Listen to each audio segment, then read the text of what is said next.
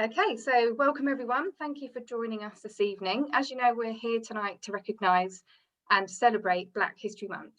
So there's lots and lots that we could talk about, and hopefully we're going to get through quite a lot. But as we all know, there's lots happening in the media, particularly in the last couple of years with the Black Lives Matter campaign, taking of the knee. So we'll try to get through as much as we can. But I'm thrilled to be joined tonight by Megan Chandler, who is a Watford FC women player, and Taylor Morrison, who works for Watford FC's Community Trust, and Karen Stefano, who is our EDI lead, Equality, Diversity and Inclusion lead at Watford Community Trust as well. We also have a very special surprise guest this evening, who is joining us only since this morning. So our surprise guest, you can obviously see who he is, but he's the first Black player to score a hat-trick for England back in 1982. He also holds Watford's all-time records for appearances and goals, having played 503 games and scored 186 goals. I'm sure he'll correct me if that's wrong. And he's currently doing lots of work around education in equality and diversity. He's also National Ambassador for Show Racism the Red Card, and I'm super excited to welcome Luther Bissett to the call tonight as well. So thank you to all our panel for joining us. Couple of housekeeping things really, just to say to the audience. If you do want to ask a question, feel free to stick it in the chat as we go along, but just to make you aware, this is a safe space. So there are no silly questions. Don't be afraid to say the wrong thing.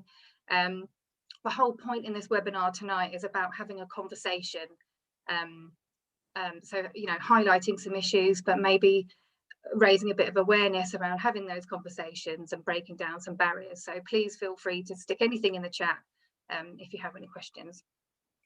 So Luther, if I can come to you first, and thanks again for joining us at such short notice.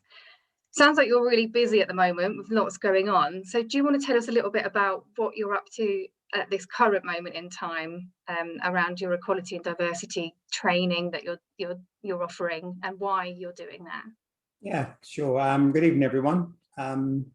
Yes, in the last, through this Black History Month so far, I've been doing lots of these Zoom webinars and whatever to speak to people about the issue of racism and diversity and that sort of thing. And the things that come up have been BAME, why, you know, and I hate that acronym, totally against it. And I've said to people the reason why, and I'm sure that will come up in our conversation today. So the biggest thing that we try to get across to people is that they need to have a conversation. They need to feel comfortable to speak and ask the questions that are in our heads, because we've all got questions that we'd like answers for. And when it comes to racism, people tend to be a little bit backward in coming forward, let's say, because they're uncomfortable in case they say the wrong thing, or what they say gets taken the wrong way, because we've seen all this comes out quite often on social media. So it's really a case of saying, if you have anything to say, say it. This is the ideal place to do so. And we can then discuss each point, whatever comes up. And that's really what I've been really trying to get across to people, is that we need to just talk about it. Rather than listen to other people telling us what needs to be, let's have that conversation ourselves, so we get a clear understanding of what the issues are within diversity and you know, and racism and all the various other things, sexism, all of these things. If we just say it's predominantly about discrimination rather than always point to racism, it covers all of these things. And it's also very good to speak about all these things, because we all have something in our mind which we just want to just say, I'm not so sure about that, to ask the question. So I tend to just encourage people to do so and feel comfortable in doing that.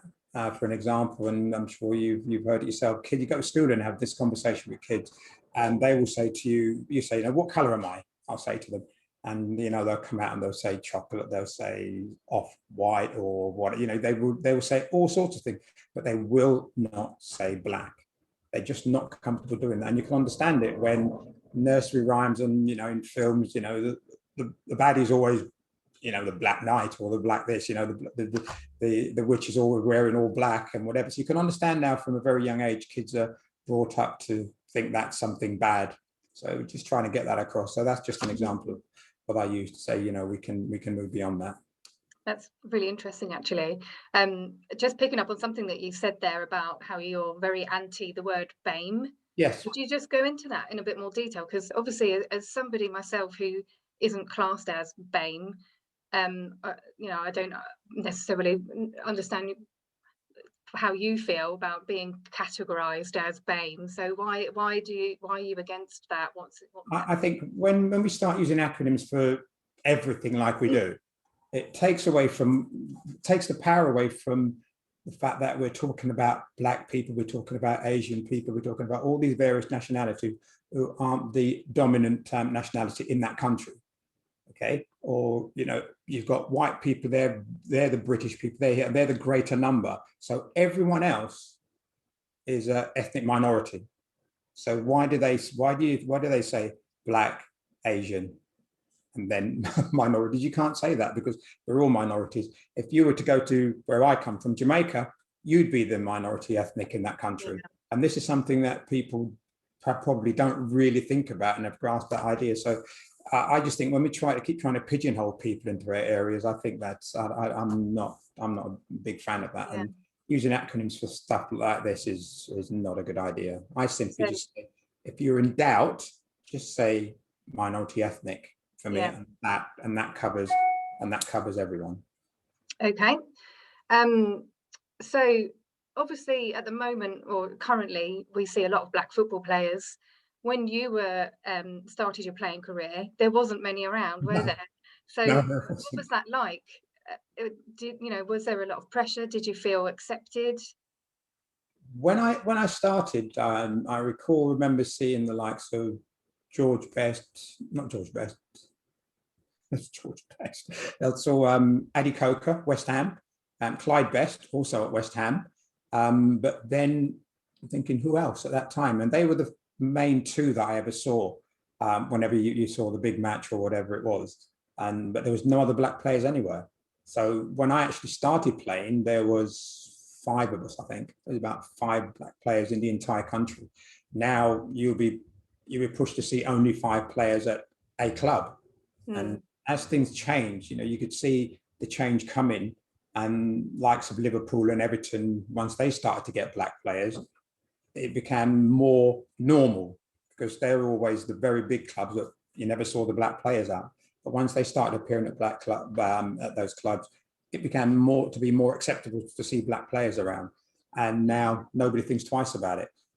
My journey to getting to be a full-time professional was growing up as a kid in Willesden in London, and as a 6-year-old when I first arrived in England, going to shopping with my mother, and you're walking as you do, excited about going to the shops and that, and you hear the comments, look, why are these Black people coming in here, or other names, coming in there. So my mum would, if she heard that, she would, rather than have an argument, she would say, we'll go and shop somewhere else.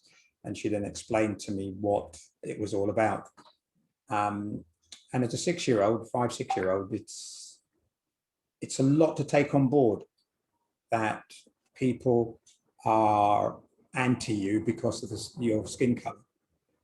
People can change their hairstyle. You can't change your skin color, no matter what people do. You can't really change that. You are who you are, and you have to then deal, play the cards that you're given. So being explained to me helped me to deal with all the racism and all the bits that happen from a very young age right the way through. And when I started playing football, and you arrive at football stadiums at 1:45, say, and you're getting off the coach, and somebody say, look, they've got a, say the word, a nigger with them, and that's another reason why sometimes, rather than say the N-word, you need to actually say it, because when you say it, people's faces tell you, think, oh, what awful word. And it just needs to remind you how awful that is and what that was like for people to have to live with that every day. So, you'd get that abuse the moment you arrive until you got back on the bus at 6 o'clock. And some of it was quite awful. You get stuff thrown at you, and it just wasn't very pleasant. But I know you can be talking about allyship and that sort of thing. But for me, it was my teammates, which were absolutely brilliant. They were very supportive of me. and gave me very good advice to how to deal with it, and encouraged you to get out there and show them you were better than them and didn't have to drop to the level where they were, calling you names and abuse and that sort of thing. You know, best way I always felt you abuse these people is put the ball in the back of the net. That tends to hurt an awful lot, and I quite enjoyed that. Yeah, that motivation. Brilliant. And then obviously playing for England, was that different from playing for Watford? Because obviously everyone's cheering for you, but did you still experience racism when you were playing for England? And was that, I mean, obviously you were one of the first black players for England. And what was it like within the team as well? Were you accepted within the team? When I first joined the England team, it's one of the proudest moments of your life. Forget about your career, of your life, because all of us, you want to represent your country. And yes, I was born in Jamaica, but England is where I am, and this is where I started playing football, and that's what I wanted to represent. Walking out Wembley, and it's strange how fate and things come around. As a 5-6-year-old, 3 miles down the road in Willesden, Harlesden area, that's where we're getting abused for going when you're going shopping. And here I am, it was about 14, 16 years later, walking out of Wembley to play for the national team in front of 80,000 people, which pretty much 90+% of them are all cheering for you. The racists and bigots among them will always be who they are. But, people that get dragged into things because they're in a crowd and they just repeat what's been said, I think we have to understand and try and educate them. And that's why I always say, get to know people, talk, and then we can get through that. So that was still, when you walked out, you knew there'll be people out there that, would give you abuse and shout stuff at you. But generally it was very good because they were outnumbered by the good people. Good. It's good to hear. So Taylor, if I can bring you in for a moment, do you want to just perhaps introduce what you do at the trust, what your role is, how long you've been working for the trust, give a bit of sort of detail on your current role and what you do. Yeah, sure. So Taylor, hello. I've been at the trust for I think around 3 years now, and almost every year I've sort of been within a different department within the trust. So sort of first year I was mainly based in school sports delivery. First 2 years mainly I was based in school sports delivery, so I was just going to primary schools and sometimes secondary schools and doing some PE lessons or sport delivery. In that time I worked in other sort of departments. I've done a bit of disability football. I worked closely with NCS. I've done a bit of golden memories with the older generation. And then I moved on to where I'm at now, which is the health and wellbeing team. So my role now is a mental health project officer, and we basically have different programs within the community of Watford, but all have the same sort of theme and aim of either raising the awareness of mental health or supporting individuals that might be struggling with their mental health, and looking to do that through sport or education. Brilliant. Sounds like you've obviously had a good foot in each area within the trust. So you're definitely overview of every department. And the mental health side of things, I suppose at the moment with COVID and everything going on, it's really important, isn't it? Yeah. I wanted to ask you, Taylor, what does Black History Month mean to you, or what would you like it to mean? Because obviously, like we said to Luther, he at the moment, because it's Black History Month, there's lots going on, but obviously it's more than that, isn't it? What does it mean to you, and what do you like it to mean? I think over the years, Black History Month has changed for me. So I definitely remember when I was younger, it was more educational, because I was hearing about different, Black icons and different people that have made a difference in the world who were of color. And Luther, you was actually one of them. I remember hearing them in my primary school when I was in, I think it was year really 6. Aged me now, Taylor. Thank you. I believe it was in year 6, and then we was looking at sort of Black sport icons, and you was one of them up there. We mentioned you and Jesse Owens and other icons like that. I think where I'm at the stage now, I think it's gone definitely to more of an awareness side of things for me, and for me to sort of share what I have learned across this month.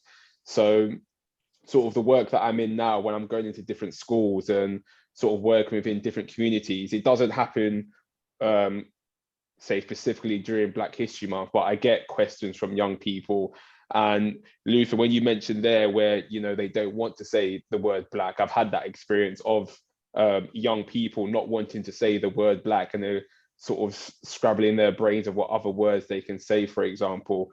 I've had, you know, situations where people have asked me, you know, how was it for me growing up? Because maybe there's a minority in the class of maybe 1 or 2 students.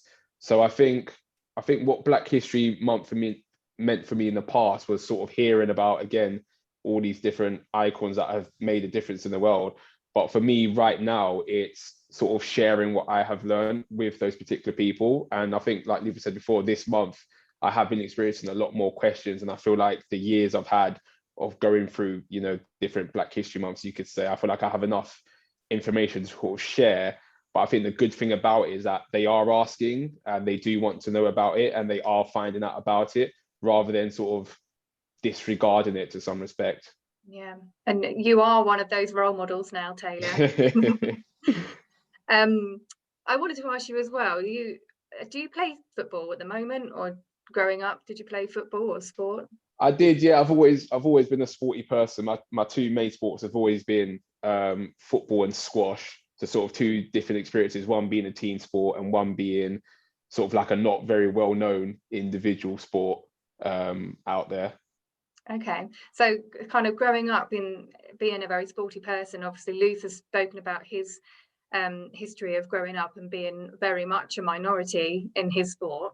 Was that the same for you, or you know, what was it like for you growing up? Yeah, so all throughout primary school, secondary school, and then university, probably up until maybe 21, 22, whenever I was a part of a football team or a part of a squash club, I was always the minority, and by quite a distance.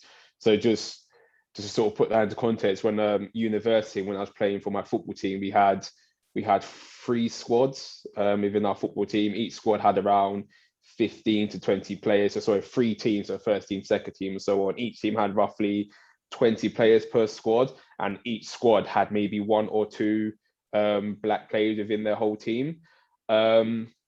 I'll be honest, I never experienced any adversity or any racist comments, but you could feel it to sort of extent. You could feel maybe the opposition or the opposition fans trying to throw you off. You can feel the eyes, or you can see the change when you walk into walking off the coach. I think Luther mentioned you could feel the change when walking off the coach, and the fans of the other opposition were there. And it was a bit of a shock to me, because when it comes to university sport, on, you know, the competition side, or how important it is, it's not that important at all. It's not a league, it's not the Premiership, it almost has no relevance. It is just a bit of fun. I will say, when it came to squash, it was probably worse. I think because squash not being a very well-known sport in itself, and I can't really, at the time when I was sort of training and playing, I don't think I can remember ever encountering another black person playing squash while I was.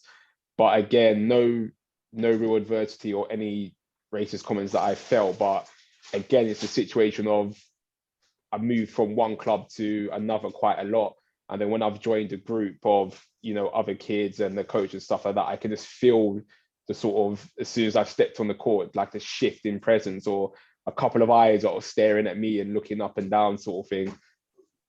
That happened quite a lot. Yeah, well, you're obviously leading the way and representing in squash, so that's brilliant. If anything, I saw it as a motivation. So, you know, so all the eyes were on me, for which felt like because I'm black, and then my motivation was, right, I'm going to show you that you're going to start staring at me because I'm probably chopping everyone up or beating everyone that's there. I'm going to make you stare at me because of my skill, my talent, and the hard work I put in. Reasons. So yeah, I saw a lot of it as motivation growing up and now.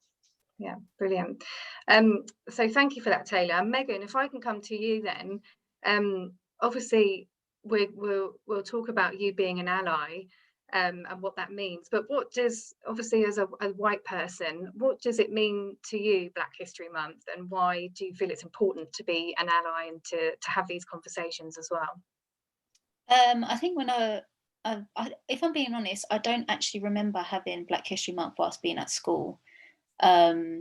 So I feel like it's quite new, maybe within the last 10 years, for it to be out there in terms of the schools that I went to. But I think at the start it was more about celebrating past and present, Black icons, Black sporting legends. But now I feel like it's more of a conversation starter. The chance to, like Luther mentioned earlier, it can be awkward. It can be an awkward conversation for those that, for me, that I don't understand what it's like. So I feel like it's a great chance to ask the questions that you might feel uncomfortable to ask, to educate yourself, not only like myself but others around you, just to keep it ticking over. I know that might sound odd, but it's great that it's a month, but it needs to go beyond that. So it's a great start, and I think that it's a great time to get the message out there, but it's then the perfect opportunity to then carry it on for the coming months, for the years in the future. So yeah, I think my opinion of it has changed now. For me, it's a chance to start those conversations, reignite those conversations that might have died off, because obviously it is only a month, and that's great. That is great. It's a chance to learn, but it's a chance to carry on the conversation as well. Yeah, definitely. And obviously being a player, I wondered, have you experienced much racism within the women's game? Personally, I haven't witnessed or heard any, but I know one of my teammates, Renee, she was subjected to some racial abuse by a team when she was in the championship when playing at Charlton. Okay. And just hearing about her story, listening to her speak, I mean, it just awful. No one should have to go through that. I think that conversation itself was huge for us. We went through it when we spoke about, we had a Zoom meeting as a team last season, and that was something we spoke about, and it was almost like eye-opening, because obviously we don't know. Some of us have never experienced that, and to hear your teammate, someone that you dive for on the pitch, it was almost like you could feel how she was feeling. So I think that even though I haven't witnessed or heard anything like that, I can almost, I've heard the stories, and I mean, the conversation needs to keep happening, that's for sure. Yeah. So is that where the whole sort of allyship started with you and within the team, following like the Black Lives Matter campaign last summer? I know you had this Zoom call and you wanted to do something, didn't you, as a team, to show your support, and do this without the kind of we spoke about this before with Karen, about a lot of organisations are quick to jump on the bandwagon, shall we say, on, oh yes, let's show how we're supporting racism, but it's more of a tick box, isn't it? And I know that you and the women's team in particular are really keen on doing something, not for the press or for anything like that, but is that where it kind of stemmed from, and you had those conversations and you felt each other's pain from those that have been through things? Yeah, I think we it started last year, and obviously the Black Lives Matter movement kind of kicked off, I suppose. It became bigger, and we had this conversation where we said to each other, look, like, we want to do some more, something else, something bigger, to keep the conversation moving, to try and make a change, even if it's just something small to start with. It's better than nothing. We want to continue that. We're so keen as a team. Even the girls that have joined us this season, that it's a collective unit that we want to keep moving forward, doing stuff, educating, going into schools. A few of us went into schools last year when we could. COVID obviously changed some of our plans, just to give our opinions, speak to the children, and even hear their stories. For me, I was at a school that was predominantly white, with white people, and I think maybe one black person in the whole of the school whilst I was there. So for me to go into a school where it was predominantly black children, it was so eye-opening to hear their stories from their perspective. So I think as a team, we want to do more. We want to keep the conversation going, like I keep saying, and just make a change. We do it. Football's so good, such a good way to get those chats going. So if people can come to Watford and know that we support that, and that's something that we're really passionate about, those conversations can be happening whilst we're playing. And that's what we want. We want people to come to us and know that that's something that we want to keep moving forward with. That's brilliant. I think that's really why it's so important to be an ally, isn't it? And to be having those conversations and raising awareness. Like you say, you can't have experienced that for yourself, but knowing what your teammates have experienced, that still hurts you, doesn't it? If it hurts them, it hurts you. Yeah. That knock-on effect, doesn't it? And I think it's about educating yourself as well. Like for me, I still find it quite awkward sometimes to have the conversation, but that's just, you know, what growing's like as a person. It's not going to be ideal at times. But in order to grow and to expand your knowledge and to sympathize with others, you have to have those conversations, those awkward conversations that sometimes I don't know whether I'm saying the right thing, but that's what you have your teammates for, your friends, your family, to educate you. So I think that it's been definitely a year of learning for us as a team off the pitch with this stuff, but I feel like we're in a better position now to educate others, to have the conversations, to talk freely about these issues that may have been quite hard to talk about before. Brilliant. And something I was talking to Luther about beforehand, obviously as a female player, I was wondering, do you think there's much of a difference between racism in the men's game and the women's game? Well, obviously women's sport and women's football in particular have got their own issues and their own sort of equality issues, but do you think there's a difference? I think you don't necessarily hear about it as much. Obviously men's sport tends to be bigger, advertised more, it's everywhere. Like with men's football, you can't compete with that, I don't think. I know it happens. Obviously I have teammates that it's happened to. I know of female players of other sports that have had similar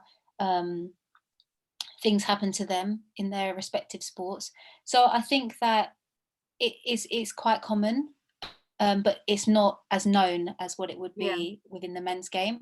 And that's another thing that we need to work on in terms of getting the message out there that this is not just something that's happening in men's football and men's sport. It's happening across all sports. And it's like you say, it's the media as well, isn't it? It's what's being reported and what's not. It's what's making the headlines necessarily, isn't it? So yeah, and I think if you're like a Marcus Rashford, he speaks quite openly on social media, a great advocate for so many different things. He's got a huge following. If you're someone that's hasn't got quite as big a following, the message probably doesn't go as wide and as far as what it should. But I think that will come in time. I think as long as people keep having, you know, the conversations, putting the message out there, telling people what's actually happening rather than holding back, I think that will definitely help. Yeah, like you say, there's still work to be done. But Taylor and Luther, if I can kind of ask you guys, what's your thoughts around allyship? How important is it that there are allies, and what else, if anything, can allies be doing to raise awareness? The thing about having allies, it's very important, because if you are the one that are suffering or experiencing that, whatever it may be, it's good to have people in your corner, someone there for you that you know that you can talk to them. You can say what's on your mind. You can vent your anger and your disgust and all of that to them, and they will help you to move on from it, which is what you need to do. Because if you only deal with it on your own, it is very difficult, because yes, there was only myself, but I did have my family and, you know, friends and people like that. They were all very good, and you need that, and you need a diverse group of people as well, because not everybody will agree with everything that has upset you, and, you know, they'll have a different view on it, and that's also important, because you always got to get a balanced view of whatever is said. So I think for anyone suffering it, if it's just someone to talk to, that is so, so important. And I think Taylor would definitely agree with that when it comes to, you know, someone's well-being, mental health, that you have somebody that they can actually talk to and hopefully help them to go and then speak to somebody who really can help them and get them moving in the right direction with it. So it's so, so important. In a team situation, it's a vital component in getting you success, because if you've got a tight-knit group that sticks together, when you walk onto that pitch, you're even tighter, because you know you won't let anybody in. Nobody will get in that group or can break you apart, and that is a very powerful start for anyone. Definitely. Taylor, is there anything else you wanted to add? No, yeah, just completely agree, especially with, you know, it's like a support network. When we talk about mental health, we constantly talk about, you know, getting support and using your support network, friends, family, people you trust, and talking to them about problems you have and issues you have, and almost spreading those worries or issues that you have, and then getting, like Luther said, different feedback from different types of people, and then finding a solution through that way. And so I think with obviously Megan being one of those people, it's almost like a support network for a whole group of people, is that if they can identify Megan as someone I can go to ask a question or to challenge something in that situation, I think is brilliant. It's being a role model as well, isn't it? Yeah. You know, and you know, demonstrating that behaviour and being a good role model regardless of the colour of your skin. Karen, can I bring you in? Obviously you're the EDI lead for the trust, and we've done training around allyship, haven't we? But what does it mean to you to be an ally? Yeah, I think it's, like Megan said, Luther and Taylor said, it's about that support network and helping individuals when things do happen. How can you be an anti-racist person to try and encourage others to learn and educate those individuals as well? So I think it's really important that we continue educating people, that the stuff that we do within schools, the stuff we're trying to do within the community, so people understand that, you know, we are here, we want to learn, we want to educate, but also to kind of that prevention side. So like Luke said, you know, going into schools at a young age, it helps to prevent those conversations and an open conversation. We went into school last week and we spoke about no room for racism, but also celebrating Black history within that, and allowing the young people to be open and talk about and have questions. They are, you know, a lot of the young people between 6 and 11, they've got some fantastic conversations. They're open about their icons. They talk about, you know, Rosa Parks, Harriet Tubman. They know all this now, which, like Megan, I don't remember doing any Black history at school.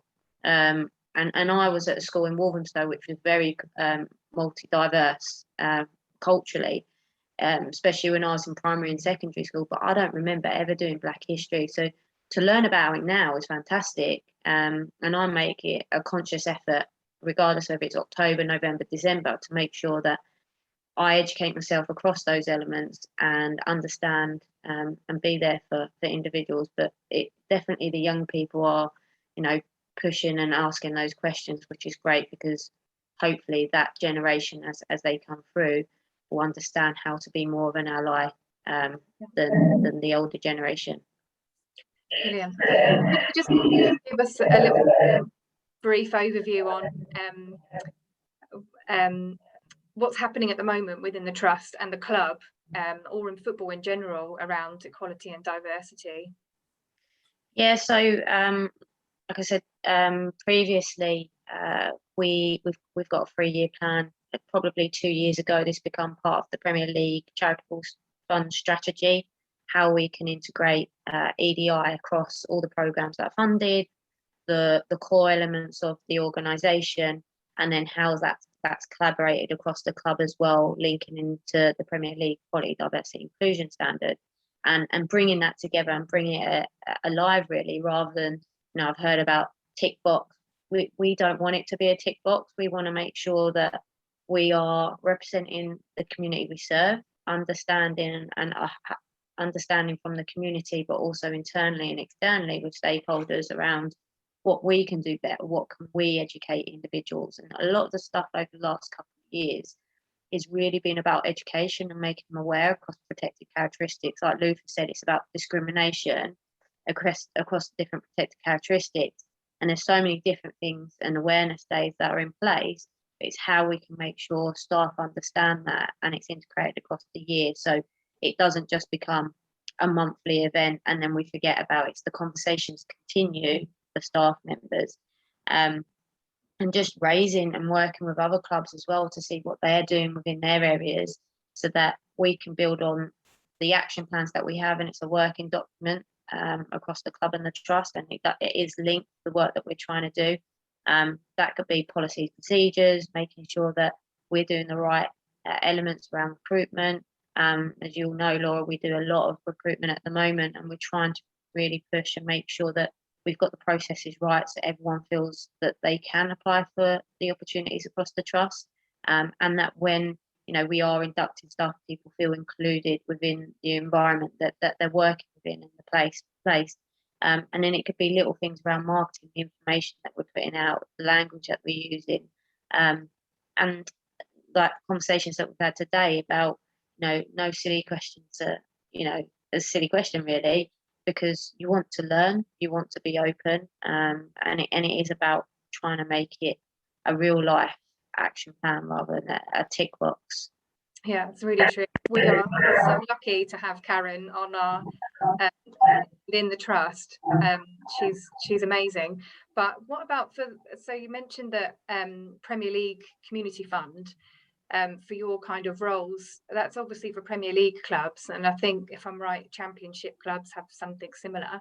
But what about like the lower league clubs that can't afford an EDI league? Do you think that they are obviously they're going to struggle, aren't they, to have the same kind of things in place that we have?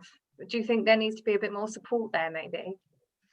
Yeah, definitely. So there's around, I think it's 40 clubs that get core funding, and within that core funding it does link to having either an EDI league, which obviously the club and the trust really wanted to make sure it wasn't just one person or 3 or 4 people doing different things. It was a real part of what our strategy is and how we can bring that to life, and also making sure that we are doing the right things. With the lower league clubs, it does come to that. It comes down to money, and as you'll know, especially in community club organisations, there's such small pots of funding, and when you're looking at core stuff, sometimes EDI doesn't become the priority for some of the League 1, League 2 clubs. So there's definitely a lot more work that needs to be done, and some of the conversations I've had with Premier League is also making sure that it's about how do we support clubs that need more support in our local area. So I know obviously Luton is a team that doesn't it's a competitive, especially last season, but what support can I give to Luton, and making sure that we're working together, and that's been across the board really. A lot of the clubs now are really working together to try and unfold some of the issues, and also give them advice and some stuff that we're doing, and also bring them down to our club and see that, so that we can give those opportunities. But as we move forward, this is the last year of the broadcasting deal and strategy and funding for Premier League. There'll be the next 3 years funding cycle, and I think hopefully, of being part of the Premier League charitable fund committee, we've spoken about the strategy, how making sure that we are prioritising the support that we're giving to all clubs, and it's not just a certain amount of clubs that are doing really good, because there's clubs that need that understanding, that education, and without that we can't move forward with some of the things that we want to do within the clubs. I think that's kind of embodies what we kind of we're trying to say around the whole equalities and inclusion. What you just said there about working with Luton, it's not about the rivalry that's on the pitch, that's put completely to one side. It's not about anything else. It's just about working together to show support and help each other and educate each other, isn't it? Like you're saying. That's really good. Thank you, Karen. Taylor, if I can come back to you. I know in your current role, you've recently done some work around mental health in a Jewish school. Is that right? Yeah. So in the Jewish school, I got contacted from a teacher who basically just reached out and said a particular student was really struggling with her identity because she was one of, I think, maybe like 3 Black people in her entire school.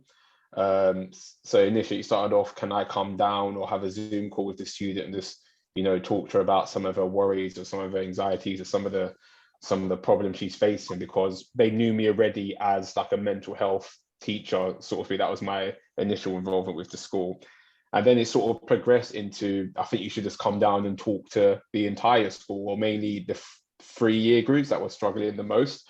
At first, I was I'll be honest, I was very nervous because I think I heard Megan say it before. I wasn't sure what to say. I was really conscious of what I'm about to say. Is that going to be the right message? And am I saying it the right way? And so on and so forth.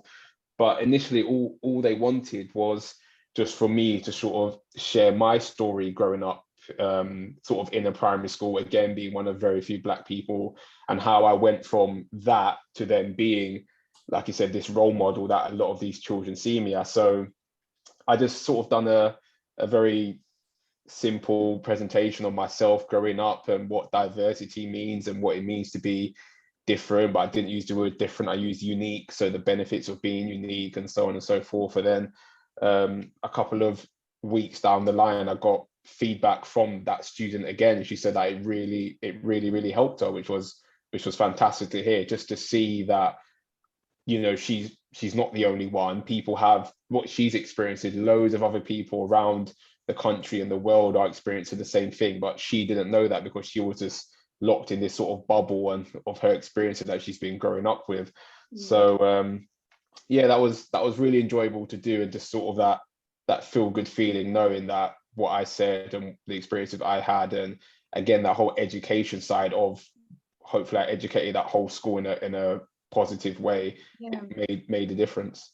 Yeah, I think it's what Megan was saying earlier as well, wasn't it, about the power of football to have an impact, or, you know, to make that kind of have those conversations. I think quite often for a lot of our staff that aren't players, you turn up to a school in your kit and you've got the Watford badge on, and you're so admired by all the young people, aren't you? They think, oh my goodness, look at this person. Yeah, it holds so much power whenever especially if you're going to a new environment wearing the kit. I mean, some of the first questions a kid always asks me is, oh my God, are you a player?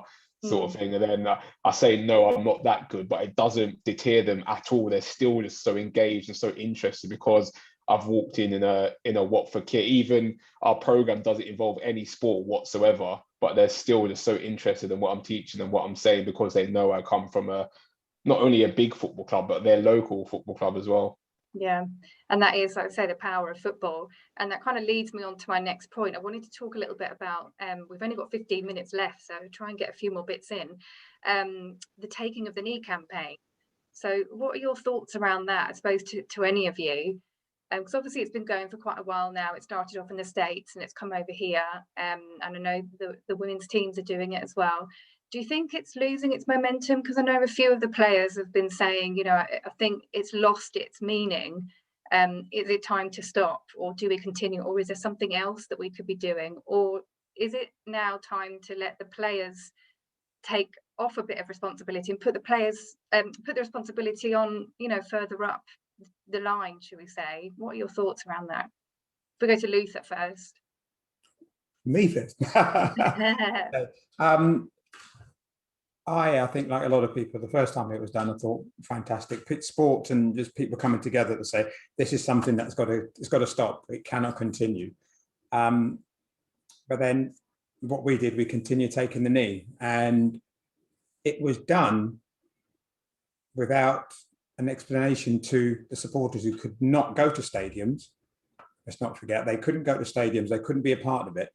And it was never really explained to them what was going on, because with the Black Lives Matter thing and statues being pulled down and all the various distractions that were, you know, muddying the water with the whole thing, I felt it should have stopped at the end of that season, definitely. That first season, it should have stopped after Operation Startup, and they should have started the new season with something that brings and integrates everybody. When you have, or you're accusing supporters of booing people taking the knee and saying they're racist for doing so, I don't know where that came from. because you boo because you don't like something. It's not because you're a racist or whatever. Yes, racists can do that. But for me, football just needed to just do something which would include the people that pay good money every week to come and watch them play. And if you've got supporters saying to you, we don't want our players doing this anymore, then football should come up with something that says, okay, what can we do that will include all of you to do it? And I said at the time that what football should do is they should stand together.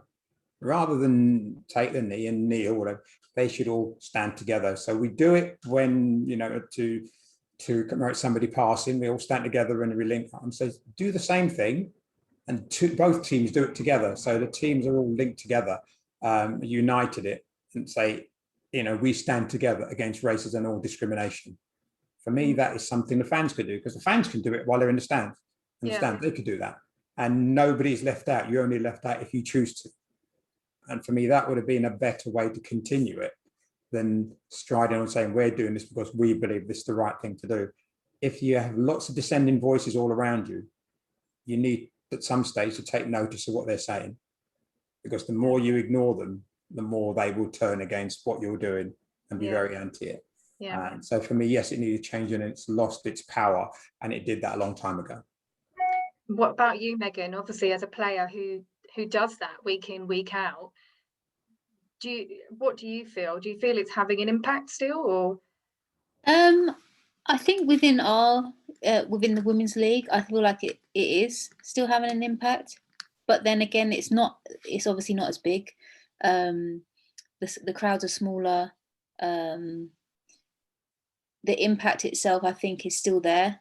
But I think Luca's right. I think there needs to be something else now as well. It's almost like players, especially in the Premier League, they take the knee, but there hasn't been any movement forward from that. So what comes next? All the while there isn't what comes next yet, then in my opinion, I feel like, okay, so I think we should keep doing it. But I do think there needs to be action for what comes after that.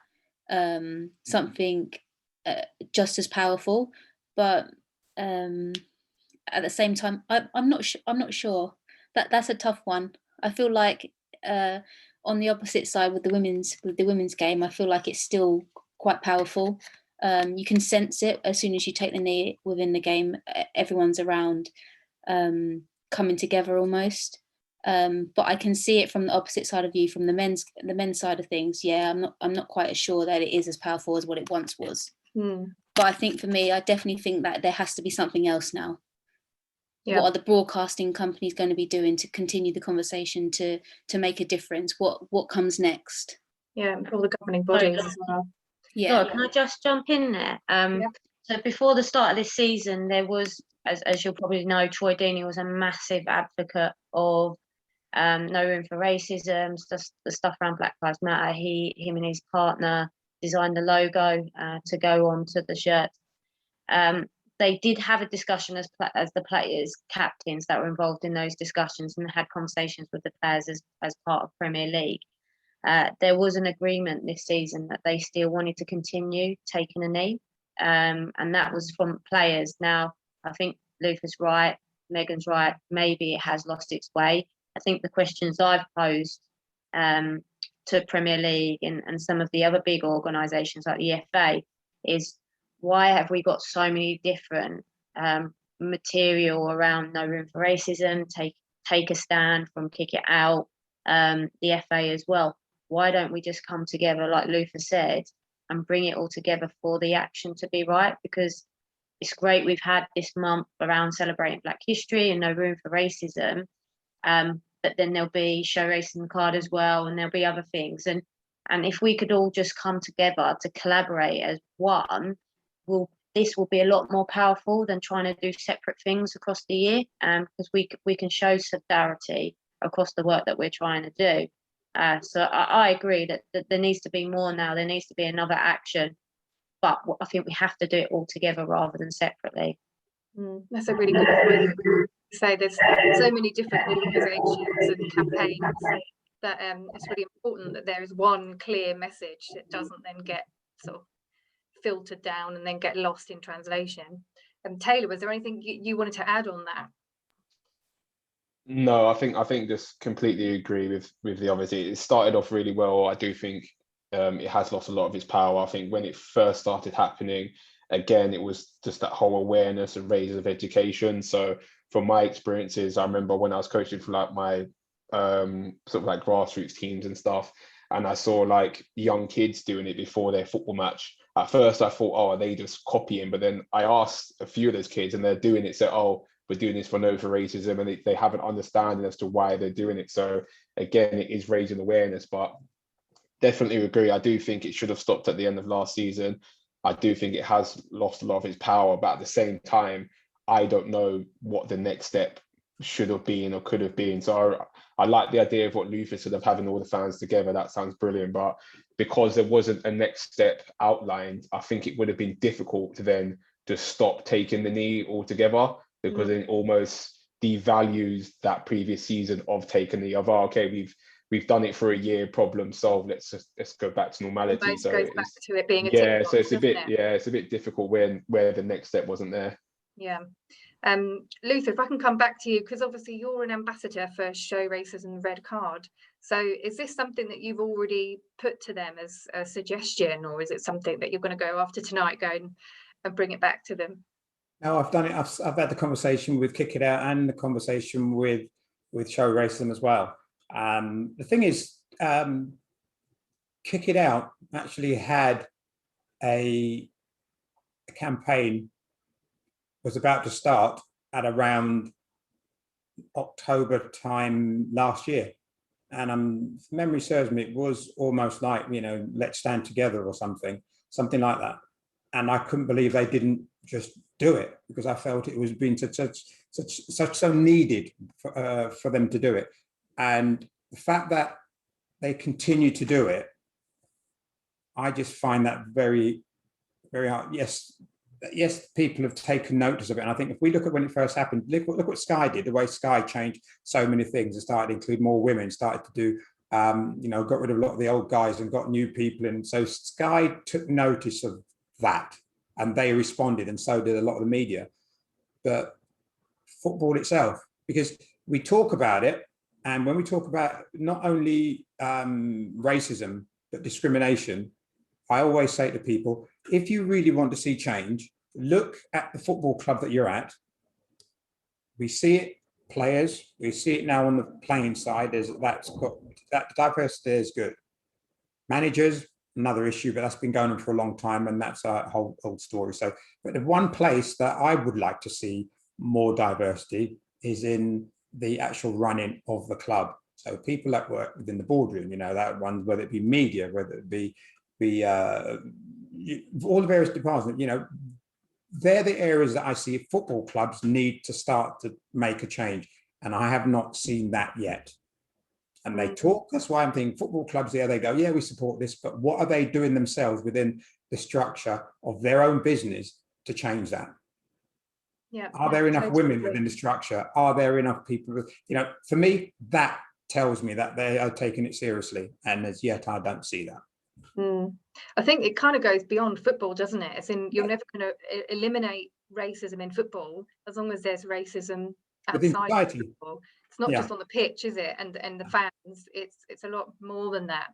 So I think there's definitely more that needs to be done sort of higher up, doesn't there, from a governing body or sort of authority sort of level, and it's about what are those next steps going to be. I guess we'll have to wait and see, won't we? I think that kind of wraps up all of my questions. I guess just on a final note, about sort of talking about role models, Luther, who was or who is your biggest role model? My role model was George Best. As a footballer, he was and then George Best, Pele. They were the two for me. But away from football, I think you're looking at people like Nelson Mandela for what he went through. And he wasn't a good person when he started off, in the eyes of the law, when he started off doing what he did before he got put in a prison. But he's come out and what the change that he made. So it's people like that. And I'm very much in awe of people that can turn their life around. And then what he did to bring a nation together in the manner that he did is quite astonishing. So for me, he was the overarching one. I would say that was a role model for me. Brilliant. And Taylor, if we can come to you, so to put you on the spot, do you have a black role model? Yeah, I think growing up it was always Ian Wright for me. Ian Wright, and then that sort of went on to Thierry Henry. And I think now, I think especially looking at what Ian Wright does now, I think he's just remained that. So before he started off as just someone who's involved in football, and I wanted to grow up and be like Ian Wright again. I felt like I can relate to him because he was a black player as well. But now seeing him doing punditry and how he's like involved in social media and how the messages he's trying to spread, I think is brilliant as well. So yeah, Ian Wright, growing up and now. Definitely. Brilliant. And Megan, if I can ask you the same question, do you have a particular black role model? Or I was actually going to say Ian Wright as well. I think he's amazing. Even like his support of across everything, women's football, he's such a huge advocate for as well. He speaks his mind. He's not scared to confront anything that he doesn't agree with. A great footballer. I think he's amazing. I really love how Marcus Rashford is using his platform for the good as well. I think that what he's done battling child poverty over the lockdown was fantastic. I think that he's a real role model for younger people to stand up for what they believe in, to follow their dreams, that it doesn't matter where you come from, what your upbringing is, that, you know, nothing's impossible. And I think that he's someone that's, you know, younger kids and even older young adults like myself like can look up to. So yeah, then they're my two. Brilliant. And it's again, it brings it back, doesn't it, to the power of football, and in all of our roles, the various roles within the trust and the community and professional football and beyond. It's about using the power of football and having that voice, and like we say, about raising those conversations. So that's brilliant. Thank you. Is there anything anyone wanted to add that maybe something we haven't covered, or